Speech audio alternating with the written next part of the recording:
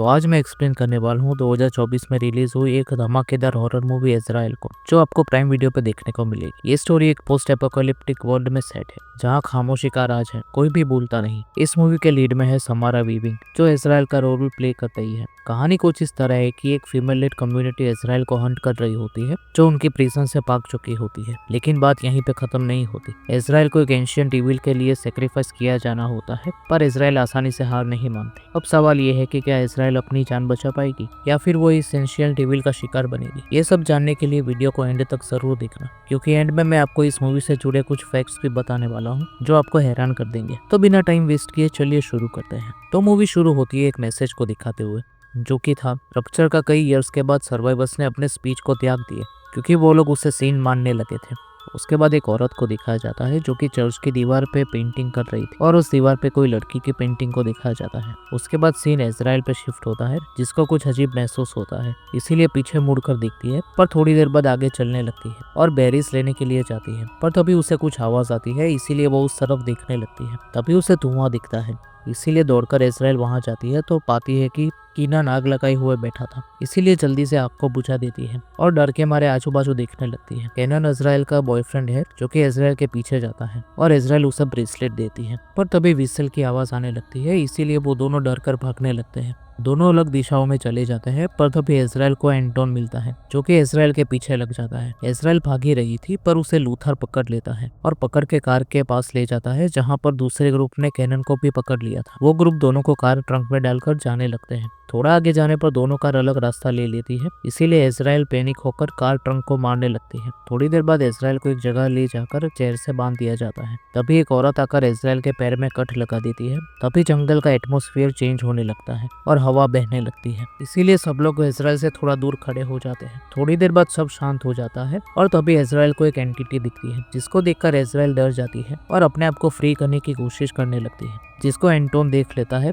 इसीलिए वो इजराइल को रोकने जाता है, पर गलती से इजराइल का हाथ एंटोन के गले पे लग जाता है, जिससे एंटोन को चोट लग जाती है और वो क्रीचर एंटोन पे हमला करके उसे खत्म कर देता है। ये सब देखकर इजराइल जल्दी से अपने आप को फ्री करके भागने लगती है। थोड़ी देर बाद लूथर पीछे दिखता है तो उसे पता लगता है कि वहां से इजराइल गायब हो गई है और उस क्रीचर ने तो एंटोन को खत्म कर दिया है। तभी सीन इजराइल पे शिफ्ट होता है, जो कि एक जगह पर बैठकर अपने घाव पे पट्टी लगा रही थी। तभी वही क्रीचर इजराइल के पास आने लगता है। पहले तो इजराइल को पता नहीं लगता, पर जब उसे पता लगता है तो इजराइल डर के एक केव के अंदर चली जाती है। वो क्रीचर भी अंदर आने लगता है, पर थोड़ी देर बाद वहां से चला जाता है, इसीलिए इजराइल राहत की सांस लेती है। अब इजराइल फिर से बाहर आती है और एक जगह टायर मार्क्स को नोटिस करती है। अब इजराइल आगे चलने लगती है तो उसे विलेज दिखता है, जहाँ पर एक आदमी खड़ा था, इसीलिए इजराइल बिना आवाज किए उस विलेज के अंदर चली जाती है। पर तभी उसे वही ब्रेसलेट दिखता है जो कि उसने अपने बॉयफ्रेंड को दिया था, जिसको देखकर इजराइल इमोशनल हो जाती है। पर तभी जोसेफिन वहां पर आती है, इसीलिए इजराइल वहां से हट जाती है। उसके बाद जोसेफिन चर्च में जाती है, जहां पर कई सारे लोग बैठे होते हैं। थोड़ी देर बाद सब लोग चले जाते हैं और वहां पर लीडर मिरियम दिखती है, जो कि प्रेग्नेंट थी। इजराइल भाग गई है, वो बात मिरियम को पता थी और उसी की वजह से मिरियम जोसेफिन को चांटा मार देती है।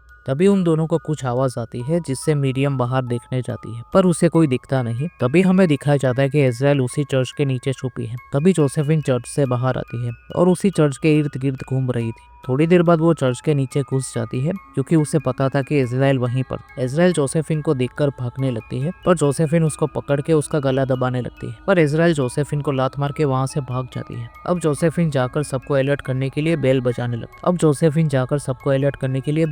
लगती है और आइजैक को इजराइल भागती हुई दिखती है, जिससे वो उसके पीछे लग जाता है। आगे का रास्ता बंद होने की वजह से इजराइल को अपने हाथों से तार को हटाना पड़ता है। उतनी देर में आइजैक उसके पास पहुंच चुका था, पर इजराइल रास्ता बनाकर दूसरी जगह पहुंच जाती है। इजराइल को भागते हुए रात हो जाती है और अब वो थक भी चुकी थी। एक पत्थर के पास वो रुकती है, पर चोट की वजह से उस पत्थर पर इजराइल का खून गिर जाता है, जिसकी वजह से क्रीचर वहीं पर आ जाता है और इजराइल के पीछे लग जाता है। भागते हुए इजराइल रोड तक पहुंच जाती है, जहां पर उसके सामने एक कार आ जाती है और ड्राइवर ब्रेक मारता है और बाहर आकर इजराइल को कुछ पूछता है, जो कि इजराइल समझ नहीं पाती। और करीब मूवी के आधे घंटे बाद मूवी में कोई डायलॉग आता है। इजराइल जल्दी से उस आदमी की कार में बैठ जाती है और इशारे से उसे यहाँ से चलने को कहती है। रास्ते में वो आदमी इजराइल से बात करने जा रहा था, पर इजराइल कुछ भी समझ नहीं पा रही थी। थोड़ा आगे जाने पर कोई उस ड्राइवर पर गोली चला देता है, और ये उसी कल्ट का मेंबर था। ड्राइवर के खत्म होने से कार इम्बैलेंस हो जाती है और क्रैश हो जाती है, जिससे इजराइल को चोट लग जाती है। फिर भी वो गाड़ी से बाहर आती है, पर तभी वही आदमी इजराइल पे हमला कर देता है। दोनों के बीच में काफी देर तक लड़ाई होती है और वो आदमी इजराइल का गला दबाने लगता है, पर इजराइल गन लेकर उसी आदमी को खत्म कर देती है। उसके बाद इजराइल गन लेकर आगे जाने लगती है, तभी उसे एक आदमी दिखता है जो कि कैंप फायर करके बैठा हुआ था। इसीलिए इजराइल चौकन्ना हो जाती है, पर नजदीक जाने पर उसे पता लगता है कि ये उसका बॉयफ्रेंड कीनन है। इसीलिए जल्दी से उसके पास जाने लगती है, पर वहां पर ट्रैप बिछाया गया था जिसमें पैर फंसने की वजह से इजराइल लटक जाती है। तभी लूथर आता है और इजराइल की गन उठा लेता है, जिसकी मदद से वो कीनन को खत्म कर देना चाहता था। पर उसी वक्त तेज हवाएं चलने लगती है, जिसकी वजह से लूथर देखने जाता है। ये मौके का फायदा उठाकर इजराइल अपने आप को फ्री करने का ट्राई करती है, पर उसके हाथ से खून बहने लगता है, जिसकी वजह से एक क्रीचर वहां पर आ जाता है जो कि लूथर पे हमला कर देता है। लूथर को खत्म करने के बाद उसके बॉडी को लेकर वहां से वो क्रीचर चला जाता है। इजराइल पेड़ पर चढ़ चुकी थी, इसीलिए वो बच गई थी। नीचे कीनन अभी के लिए सेफ था, पर थोड़ी ही देर में दूसरा क्रीचर आकर कीनन को भी ले जाता है। इजराइल को पकड़ने के लिए तीसरा क्रीचर पेड़ पर चढ़ रहा था, पर इजराइल उस क्रीचर के गले में ही रस्सी डालकर नीचे कूद जाती है, जिससे वो क्रीचर खत्म हो जाता है। कीनन खत्म हो चुका था, इसीलिए इजराइल गुस्से में कैंप पर चली जाती है, क्योंकि अब उसके पास खोने के लिए कुछ भी नहीं था। वहाँ पर गार्ड्स थे, इसीलिए इजराइल विसल करती है, जिससे गार्ड्स डिस्ट्रैक्ट हो जाते हैं और इजराइल सीधा चर्च के अंदर जाती है मीरियम को खत्म करने के लिए, क्योंकि लीडर को खत्म करने से कल्ट भी खत्म हो जाएगा। इजराइल मीरियम को खत्म करने वाली थी, तभी वो देखती है कि मीरियम प्रेग्नेंट है, इसीलिए इजराइल रुक जाती है। पर इसी मौके का फायदा उठाकर मीरियम इजराइल पे हमला करके उसे बेहोश कर देती है। पर बेहोश होने से पहले इजराइल का हाथ मीरियम के पेट पर टच हो जाता है। उसके बाद इजराइल को फिर से सेक्रीफाइस के लिए ले जाते हैं, पर इस बार तरीका थोड़ा अलग होता है। कल्ट के मेंबर्स इजराइल के मुंह पे खून लगाकर एक कॉफिन में डाल देते हैं और कॉफिन को दफना देते हैं। पर जहाँ पर कॉफिन रखा गया था वो एक सुरंग से जुड़ा हुआ था, इसीलिए इजराइल लैंटर्न लेकर सुरंग में आगे जाती है, जहाँ पर एक क्रीचर होता है। डर की वजह से इजराइल वापस आ जाती है, पर बाहर जाने का कोई रास्ता नहीं होता। वो क्रीचर पे इजराइल के पीछे आ जाता है, पर इजराइल के हाथ पर लगे मीरियम के खून को स्मेल करके बाद में वापस चला जाता है। क्रीचर के जाने के बाद इजराइल कॉफिन में से बाहर आती है और सीधा कैंप पर जाती है और एक टेंट में आग लगा देती है, और उसी की वजह से पूरे कैंप में आग फैल जाती है। इजराइल पूरे कल्ट के मेंबर्स पे गन से हमला कर देती है। इजराइल जोसेफिन पे भी गोली चला देती है और अब वो मीरियम के पास जाती है, जो कि उस पे पीछे से हमला कर देती है,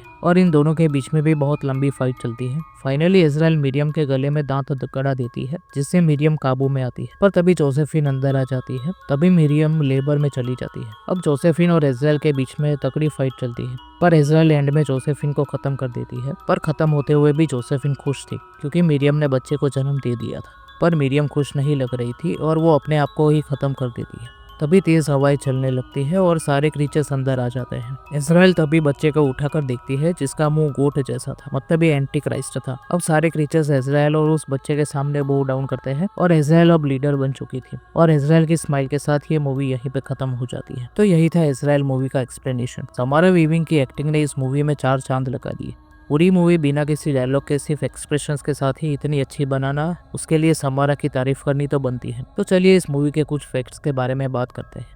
पूरी मूवी में ऑलमोस्ट कोई भी डायलॉग नहीं है, सिर्फ मूवी के 36 मिनट्स के बाद जो ड्राइवर इजराइल को मिलता है उसके ही डायलॉग्स है। बाकी पूरी मूवी में किसी भी कैरेक्टर के डायलॉग नहीं है। सब लोग कम्युनिकेट इशारों से या विसल से ही करते हैं। इस मूवी का क्रोनोलॉजिकल ऑर्डर में शूट किया गया था। मूवी में जो भी क्रीचर दिखाए गए थे उनका मेकअप करने में 4 से 5 घंटे लगते थे। कीनन का कैरेक्टर मूवी स्क्रिप्ट के अर्लियर ड्राफ्ट में नहीं था, उसके कैरेक्टर को बाद में ऐड किया गया था। सर्वाइवर्स पहले सैंडल्स पहनने वाले थे, पर इस आइडिया को बाद में छोड़ दिया गया। इजराइल को जो ड्राइवर मिलता है वो एस्पेरेंटो लैंग्वेज बोल रहा था, जो कि 1887 की यूनिवर्सल लैंग्वेज थी, जिसको एक पॉलिश अकालिस्ट एल जेमेनोफ ने बनाया था। ड्राइवर ने जो भी पूछा था उसके इंग्लिश में ट्रांसलेशन है, how are you doing, what language do you speak and what happened. यही थे कुछ अनसोन इफेक्ट्स इस मूवी के। तो वीडियो पसंद आई हो तो वीडियो को लाइक करके बेल नोटिफिकेशन को ऑल पे सेट कर लेना, ताकि जैसे ही वीडियो आए आपको नोटिफिकेशन मिल जाए। Thank you for watching.